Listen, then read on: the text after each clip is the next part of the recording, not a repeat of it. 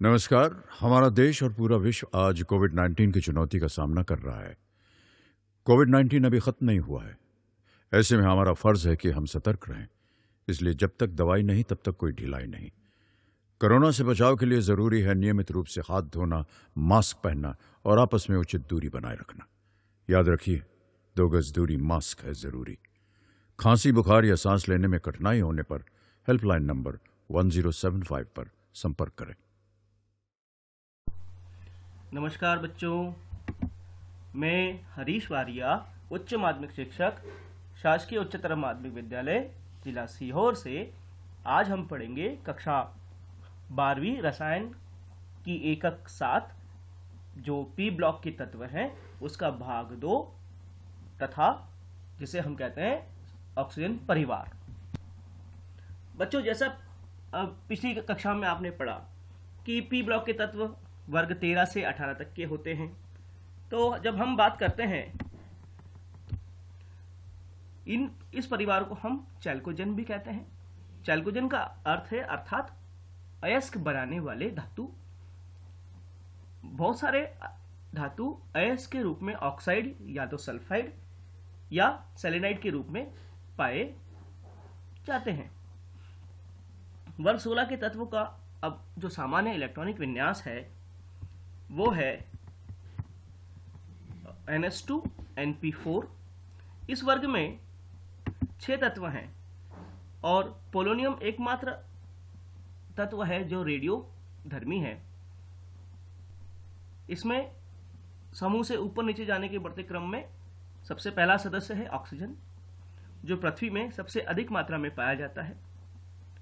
फिर उसके बाद सल्फर, जो भूपटल में केवल 0.05% मात्रा में संयुक्त अवस्था में पाया जाता है। कभी कभी यह मुक्त अवस्था में भी पाया जाता है। सेलेनियम, ये दुर्लभ तत्व है, इसकी मात्रा बहुत कम पाई जाती है। टेल्यूरियम Te, यह भी एक दुर्लभ तत्व है। पोलोनियम, जो रेडियो धर्मी तत्व। अब बात करते हैं इनके तत्वों का इलेक्ट्रॉनिक विन्यास की। अगर इलेक्ट्रॉनिक विन्यास हम देखते हैं तो देखें क्या होता है। ऑक्सीजन परमाणु क्रमांक 8, हीलियम का विन्यास के साथ साथ 2s2 2p4। अब इसकी ऑक्सीजन अवस्था देखें, -2 -1 +2 +1 ऑक्सीजन अवस्था में पाया जाता है। दूसरे की बात करते हैं सल्फर, परमाणु क्रमांक 16, नियॉन का विन्यास के साथ 3s2 3p4 ऑक्सीजन अवस्था -2 +2 +4 +6। ये इसलिए है क्योंकि इसमें d ऑर्बिटल उपस्थित होते हैं। फिर बात करते हैं सेलेनियम की, ऑर्गन का विन्यास 3d10 4s2 4p4 -2 +2 +4 +6। Tellurium 52, krypton 4d10 5s2 5p4, इसकी भी ऑक्सीजन अवस्था -2 +2 +4 +6 के साथ साथ पोलोनियम को देखेंगे 84, xenon 4p14 5d10 6s2 6p4 oxygen अवस्था +2 +4 और +6। लिवर्मोनियम, जिसका परमाणु क्रमांक 116 है। रैंडॉन 5p14 6d10 7s2 और 7p4 इसका विन्यास होता है। अब इनकी बात करें हम इनके भौतिक गुणों की। इनके भौतिक गुणों की प्रवृत्ति जो है इस प्रकार से देखिए। इनके भौतिक गुणों की बात करें, धात्विक लक्षण वर्ग में ऊपर से नीचे जाने पर इनके धात्विक लक्षण बढ़ते हैं।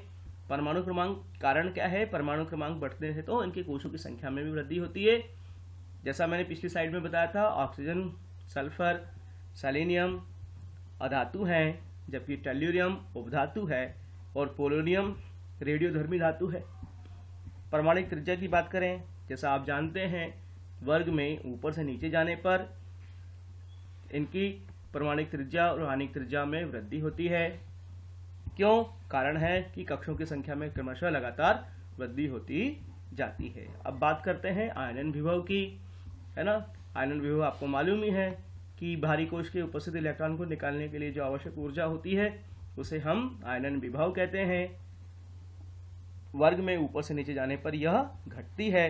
कारण है कि परमाणिक त्रिज्या के साथ साथ परिरक्षण प्रभाव भी लगातार बढ़ता जाता है। इसी प्रकार से विद्युत की बात करें, विद्युत का भी सेम का यही रीजन है, यही कारण है कि वर्ग में ऊपर से नीचे जाने पर विद्युत घटती है ना। फ्लोरीन के बाद फ्लोरीन सर्वाधिक विद्युत ऋणी तत्व है, उसके बाद ऑक्सीजन उससे थोड़ा सा कम विद्युत ऋणी तत्व है।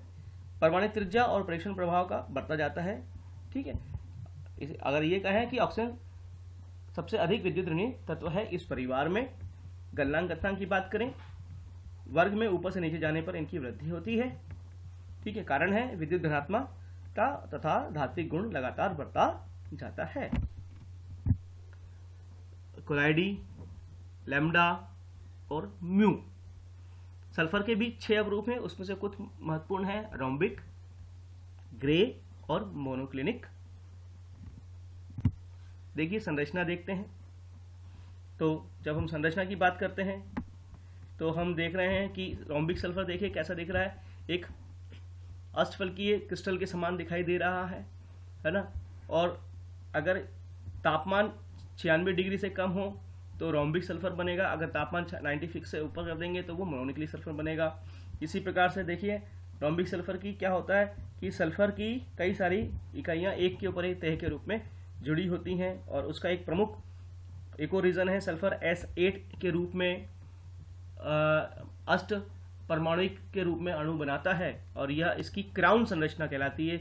जो एक राजा का मुकुट है उस प्रकार से दिखाते हैं कि 8 सल्फर एक क्राउन रूप में पाए जाते हैं, ठीक है। मोनोक्लिनिक सल्फर में देखिए ये किस प्रकार से अरेंजमेंट होता है कि ये इस प्रकार की संरचनाएं लगातार बनाते हैं। अब बात करते हैं हाइड्रोजन के प्रति इनकी क्रियाशीलता कैसी है, रासायनिक गुणों के हम वर्णन करें। वर्ग 16 के तत्व हाइड्रोजन से क्रिया करके H2E एलिमेंट है, इस तत्व के प्रकार के यौगिक बनाते हैं। जैसे H2O जल है, H2S hydrogen sulphide, H2Se hydrogen selenide, H2TE hydrogen telluride. Hydride के गुण कैसे होते हैं? कथनांक जल के अणु के मध्य अंतराणुक हाइड्रोजन बंध होता है, इसलिए इन अणुओं के मध्य संगुणन होता है। अतः H2O द्रव है होने के साथ साथ इनका कथनांक भी अधिक होता है, जबकि ये सभी अन्य हाइड्रोजन सल्फाइड, सेलेनाइड ये आदि गैसें हैं।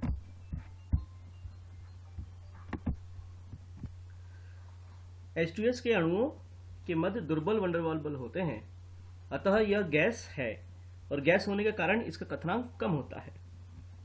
वर्ग 16 के हाइड्राइड के कथनांक का बढ़ता क्रम इस प्रकार है। जिस प्रकार से आप देख रहे हैं कि hydrogen sulphide, hydrogen selenide, hydrogen telluride का कथनांक और H2O का सबसे अधिक होता है। अपचायक गुण की बात करें, हाइड्रोजन त्यागने के गुण को अपचायक गुण कहते हैं। EH बॉन्ड की बंध लंबाई बढ़ने पर हाइड्रोजन त्यागने की प्रवृत्ति बढ़ती है, अतः अपचायक गुण भी बढ़ता है। अपचायक गुण का बढ़ता क्रम इस प्रकार होगा, H2O, फिर उसके बाद H2S, फिर H2Se और H2TE। H2TE प्रबल अपचायक होगा। ताप स्थायित्व की बात करें, EH की बंध लंबाई बढ़ने पर वियोजन ऊर्जा का कम हो जाती है, जिससे तापीय स्थायित्व कम हो जाता है। अतः तापीय स्थायित्व का घटता हुआ क्रम इस प्रकार से होगा, H2O, फिर उसके बाद H2S, H2Se और H2TE। इसका मतलब ये हुआ कि ताप स्थायित्व में जल सर्वाधिक स्थायी है। अम्लीय गुण की बात करें, H धन आयन त्यागने के गुण को अम्लीय गुण कहते हैं। बंध लंबाई बढ़ने पर H धन आयन त्यागने का गुण भी बढ़ता है, अतः अम्लीय गुण का बढ़ना बढ़ता जाता है। तो क्रम क्या होगा? क्रम होगा H2O, फिर H2S, H2TE और H2TE अधिक अम्लीय होगा। ऑक्साइड का निर्माण, ये सभी तत्व 3 प्रकार के ऑक्साइड्स बनाते हैं। EO प्रकार का यानी mono oxides, E2O dioxides, EO3 प्रकार के ऑक्साइड्स ट्राइऑक्साइड्स बनाते हैं। मोनो ऑक्साइड्स सेलेनियम के अतिरिक्त सभी MO प्रकार के ऑक्साइड्स बनाते हैं, जैसे SO और TeO। डाइऑक्साइड की बात करें, E2O प्रकार के बनाते हैं, जैसे SO2 सल्फर डाइऑक्साइड, जो कि एक गैस है, SeO2 जो कि एक वाष्पशील ठोस है, TeO2 अवाष्पशील ठोस है, PoO2 क्रिस्टलीय ठोस है। ये सभी अम्लीय प्रकृति के होते हैं और समूह में नीचे जाने पर इनकी अम्लीय गुण घटता जाता है। अब बात करें हैलाइड का। हैलोजन से क्रिया करके ये हैलाइड बनाते हैं। समूह 16 तीन प्रकार के हैलाइड्स बनाता है। EX2 प्रकार का डाइहैलाइड, EX4 प्रकार के टेट्राहैलाइड्स, EX6 प्रकार के हेक्साहैलाइड्स बनाते हैं, जिसमें +2 +4 सामान्य ऑक्सीजन अवस्था होती है। लेकिन अपवाद स्वरूप क्योंकि फ्लोरीन अधिक विद्युत ऋणी होता है, तो हम देखते हैं कि फ्लोरीन +1 ऑक्सीजन अवस्था, I2O5 में ऑक्सीजन +5 अवस्था, Cl2O7 में +7 ऑक्सीजन अवस्था दर्शाते हैं। जबकि इनकी संरचना की बात करें तो XCS2 में sp3 संकरण होता है, जबकि XCX4 में sp3d संकरण होता है और EX6 में sp3d संकरण पाया जाता है। अपवाद स्वरूप OF2 में ऑक्सीजन +2 ऑक्सीजन अवस्था दर्शाता है। जैसा आप सारणी में देख रहे हैं कि ऑक्सीजन के फ्लोराइड्स OF2 है, chlorides ClO2, Cl2, Cl2O7, bromide BrO, iodide I2O5। Sulphur के देखें, fluorides S2F2, SF2, SF4, SF6, Fe2Cl2, SCl2, SCl4, bromide S2, Br2, SBr2 और आयोडाइड S2I2। सेलेनियम की बात करें तो fluoride Se2F2, SeF4, SeF6, chloride भी इसी प्रकार से होगा Se2, SeCl2, SeCl4, ब्रोमाइड की बात करें SeBr2, SeBr4, टेल्यूरियम की बात करें TeF4, TeF6, है ना। जैसे जैसे नीचे जा रहे हैं तो ऑक्सीजन अवस्था +4 +6 अधिक स्थायी होती है। TeCl2, TeCl4, ब्रोमाइड की बात करें TeBr2, TeBr4, TeI4।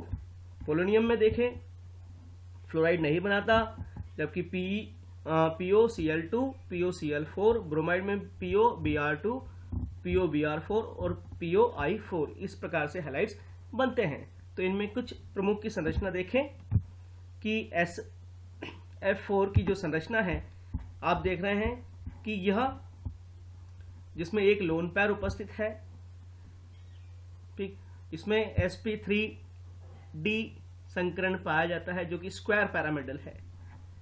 SeF6 की बात करें sp3d2 संकरण पाया जाता है जो कि अष्टफल की संरचना में होते हैं।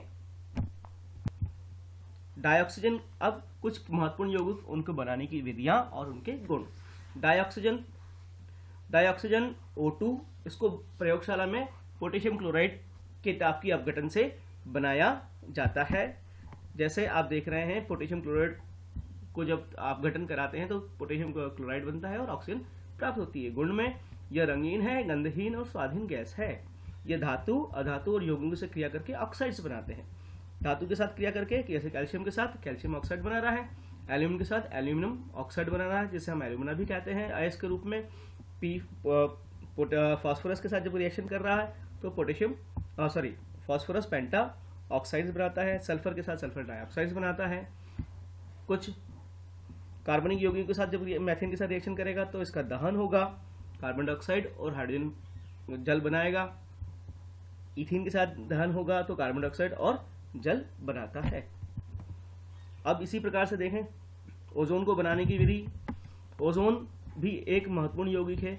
जब सूक्ष्म ऑक्सीजन का निरव विद्युत विसर्जन करते हैं तो लगभग हमें 10% ओजोन प्राप्त होती है। इसकी मुख्य 3 प्रकार की विधियां हैं, सीमीन ओजोनाइजर, ब्रांडी ओजोनाइजर, लेकिन हम यहाँ एक विधि की बात कर रहे हैं, सीमीन्स का ओजोनाइजर की। जब हम ऑक्सीजन को विद्युत आर्क के साथ जब क्रिया करते हैं तो हमें 10% की लगभग ऑक्सीजन प्राप्त होती है। कैसे देखें, जब डाइऑक्सीजन इस एक कांच की नली, यू प्रकार की नली है और उसके ऊपर नीचे टिन की फॉइल लगी है जिसमें हम इलेक्ट्रिक डिस्चार्ज के लिए यूज करते हैं, उपयोग करते हैं। तो जब हम यहाँ से प्योर ऑक्सीजन, सूखी ऑक्सीजन को जब भेजते हैं तो यहाँ से हमें ओजोनाइड ऑक्सीजन जो कि लगभग 10% प्राप्त होती है। समीकरण देखें, 3O2 जब रिएक्शन कराते हैं, साइलेंट इलेक्ट्रिक डिस्चार्ज, विद्युत विसर्जन जब कराते हैं तो हमें ओजोन मिलता है और साथ ही साथ इसमें ऊष्मा शोषी अभिक्रिया होती है। गुण की बात करें, यह पीला नीले रंग की गैस है, गहरे नीले रंग का द्रव तथा बैंगनी काले रंग का ठोस है। ऑक्सीकरण गुण भी इसमें पाए जाते हैं। ओजोन के अपघटन से नवजात ऑक्सीजन बनती है। यह ऑक्सीजन दूसरे पदार्थ का ऑक्सीकरण करके देती है। ओजोन के इस गुण को ऑक्सीकरण गुण भी कहते हैं। देखिए, जैसे लेड सल्फाइड को लेड सल्फेट में ऑक्सीकरण कर देती है। जब लेड सल्फाइड को हम ऑक्सीजन से क्रिया कराते हैं तो लेड सल्फेट बनता है। समीकरण देख रहे हैं। यह आयोडाइड को आयोडीन में ऑक्सीकृत कर देती है। जब आयोडीन को ओजोन के साथ और जल के साथ क्रिया कराती है तो हमें आयोडीन मुक्त अवस्था में प्राप्त होता है। यह एक जर्मीनाशी, कीटनाशी, विक्रांसी तथा जल को रोगाणुरहित या निर्जम करने में उपयोग किया जाता है। साथ ही साथ इसका तेलों, खाद्यदात, आटे तथा स्टार्च आदि को विरंजन करने में भी इसका उपयोग किया जाता है।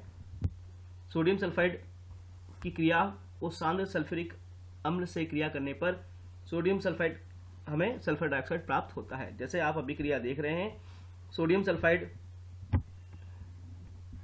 सल्फ्यूरिक अम्ल से क्रिया कराते हैं तो सोडियम सल्फेट प्राप्त होता है, जल प्राप्त होता है और सल्फर डाइऑक्साइड प्राप्त होता है। आयरन पेराइड को ऑक्सीजन के साथ गर्म करके भी हम सल्फर डाइऑक्साइड प्राप्त कर सकते हैं। FeS2 11 ऑक्सीजन के साथ रिएक्शन करेगा तो Fe2O3 बनेगा और सल्फर डाइऑक्साइड प्राप्त होगी। गुण, यह रंगहीन तीक्ष्ण गंध युक्त गैस है। अब इसकी क्रिया देखें, जल से क्रिया करके यह सल्फ्यूरस अम्ल बनाता है, H2SO3 बनाता है। सोडियम और हाइड्रोक्साइड से क्रिया करने पर यह सोडियम सल्फाइड बनाता है और इसमें SO2 गैस प्रवाहित करने से सोडियम हाइड्रोजन सल्फाइड बनता है। जैसे समीकरण देख रहे हैं, SO2 सोडियम हाइड्रोक्साइड से जब क्रिया कराते हैं सोडियम सल्फाइड बना रहा है, Na2SO3 और जल निकलता है। सोडियम सल्फाइड को जल और सल्फर डाइऑक्साइड अधिक गैस प्रवाहित करने पर यह सोडियम बाइसल्फाइड बनता है। क्लोरीन से क्रिया करके यह SO2Cl2 प्राप्त होता है। ऑक्सीजन से क्रिया करके यह सल्फर ट्राइऑक्साइड बनाता है। अपचायक गुण की बात करें तो यह एक महत्वपूर्ण अपचायक भी है। ये फेरिक आयन को फेरस आयन में अपचयित कर देता है। जैसे sulphur dioxide ferric ion Fe+3 ion जल के साथ क्रिया कराते हैं तो सल्फेट आयन बनता है और यह फेरस आयन में इसको अपचयित कर देता है। यह परमैंगनेट आयन बैंगनी रंग के जिसमें Mn+2 आयन होते हैं उसको भी अपचयित कर देता है, जिससे बैंगनी रंग गायब हो जाता है और यह क्रिया SO2 के परीक्षण में काम आता है। इसका विरंजन गुण महत्वपूर्ण है। ठीक है, सल्फर डाइऑक्साइड विरंजन भी करता है लेकिन यह अस्थायी होता है। समीकरण देख रहे हैं, MnSO4 manganate ion, sulphur dioxide जल से जब क्रिया कराते हैं तो सल्फेट आयन बनता है और Mn+2 में यह उसको अपचयित कर देता है। सल्फर डाइऑक्साइड अनुनाद के कारण दोनों बंध की लंबाई समान होती है, जैसे समय में देखेंगे। अब एक और महत्वपूर्ण यौगिक है इसका सल्फ्यूरिक अम्ल। सल्फ्यूरिक अम्ल महत्वपूर्ण यौगिक है जिसे हम अम्लों का राजा भी कहते हैं। उत्पादन, यह पूरे विश्व में अति महत्वपूर्ण औद्योगिक रसायनों में से एक है, इसलिए इसे किंग ऑफ केमिकल भी कहते हैं। सल्फ्यूरिक अम्ल का उत्पादन संस्पर्श प्रक्रम, जिसे हम कॉन्टैक्ट प्रोसेस कहते हैं, कि 3 चरणों में हम बनाते हैं। 2 विधियां हैं इसकी, एक लेड चैम्बर विधि है और एक संपर्क विधि है जिसे संस्पर्श विधि भी कहते हैं, कॉन्टैक्ट प्रोसेस। लेकिन वर्तमान में अधिक प्रचलित प्रक्रम जो है वो है संपर्क विधि या कॉन्टैक्ट प्रोसेस। इसके 3 चरणों में संपन्न होता है। सल्फर या सल्फाइड अयस्क को वायु में चलाकर सल्फर डाइऑक्साइड का उत्पादन करते हैं। उसके साथ उत्प्रेरक वैनेडियम पेंटाऑक्साइड की उपस्थिति में ऑक्सीजन के साथ अभिक्रिया कराकर सल्फर डाइऑक्साइड को सल्फर ट्राइऑक्साइड में परिवर्तित करते हैं। फिर सल्फर ट्राइऑक्साइड को सल्फ्यूरिक अम्ल में अवशोषित करके ओलियम प्राप्त होता है। इस विधि में सल्फ्यूरिक अम्ल न प्राप्त होते हुए हमें ओलियम प्राप्त होता है, H2S2O7।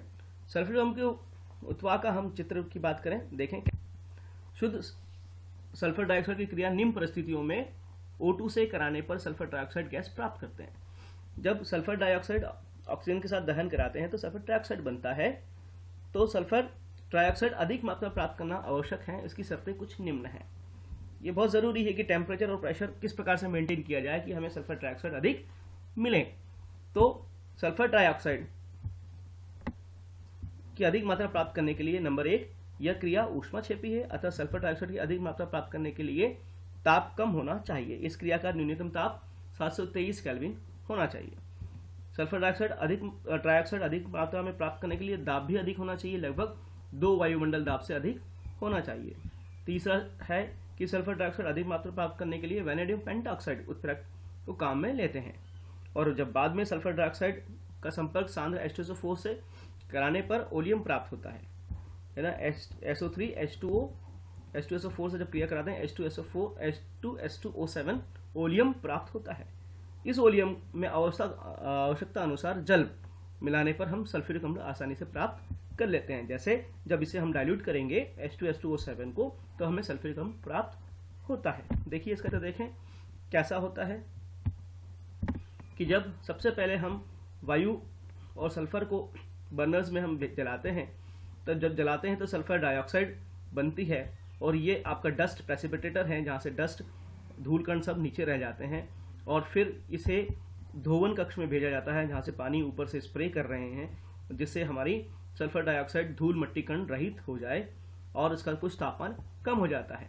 फिर उसके बाद यहाँ से हम कॉन्टैक्ट सल्फ्यूरिक स्प्रे करते हैं, ताकि और ड्राइंग चैम्बर है जहाँ से ये सल्फर डाइऑक्साइड शुष्क हो जाए। फिर सल्फर डाइऑक्साइड ऑक्सीजन से क्रिया करके, ये आर्सेनिक प्यूरीफायर है, जो गैस ठंडी होती है तो इसका हीटर में भेजते हैं।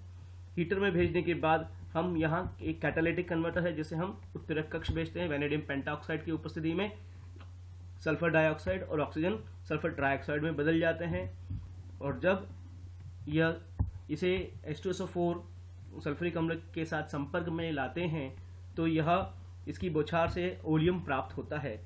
जैसे हमने पूर्व में अभिक्रिया देखी थी, ओलियम प्राप्त करके ओलियम को हम इकट्ठा कर लेते हैं और तनु सल्फ्यूरिक अम्ल, इसके साथ बीच में एक और यहाँ पर भी एक चैम्बर होता है जो लाइट चैम्बर है, जहाँ से अगर धूल कण होते हैं तो उसे हम फिर से वापस गैस को ड्रायर चैम्बर में भेज देते हैं। यहाँ पर इसीलिए उसे कॉन्टैक्ट प्रोसेस कहते हैं। अब इसके उपयोग देखें, महत्वपूर्ण उपयोग क्या है। इसे रसायनों का राजा भी कहते हैं। प्रयोगशाला में अभिकर्मक के रूप में पाया जाता है। अभिरंजक बनाने में, उर्वरक बनाने में, सीसा संचायक सेल बनाने में, सेल्यूलोज नाइट्रेट बनाने में, डिटर्जेंट बनाने में, वस्त्र उद्योग बनाने में, साथ ही साथ पेट्रोलियम में भी इसका उपयोग होता है। गुण की बात करें, यह रंगहीन है, गाढ़ा है, तेली द्रव है और बहुत कोरोसिव होता है। लैब में आप जब भी इसका इस्तेमाल करें बहुत सावधानी से करना चाहिए, निर्जल या नमी को अवशोषित। अब बात करते हैं हम सल्फर के ऑक्सी अम्लों की। तो सबसे पहला ऑक्सी अम्ल है H2SO3, जिसे हम सल्फ्यूरस अम्ल कहते हैं। इसकी संरचना चतुष्फल की ही है, एक लोन पैर के साथ साथ 2 OH समूह पैरामिडी रूप में जुड़े होते हैं। ये डाइबेसिक अम्ल होता है। अगला है सल्फ्यूरिक अम्ल H2SO4, इसमें एक ऑक्सीजन जुड़ गया, सल्फ्यूरिक अम्ल से एक ऑक्सीजन ज्यादा होता है। देखिए 2 डबल बॉन्ड या 2 कोऑर्डिनेट बॉन्ड भी होते हैं इसमें। 2 OH समूह डाइबेसिक अम्ल है। ओलियम, जिसे पायरोसल्फ्यूरिक अम्ल भी कहते हैं, H2S2O7। जब हम सल्फ्यूरिक अम्ल के 2 अणु को एक जल का अणु निष्कासित करते हैं तो हमें ओलियम प्राप्त होता है। देखिए संरचना, प्रत्येक सल्फर में 2 ऑक्सीजन कोऑर्डिनेट बॉन्ड या डबल बॉन्ड से जुड़े होते हैं, साथ ही साथ 2 OH समूह होते हैं। अगला है थायोसल्फ्यूरिक अम्ल।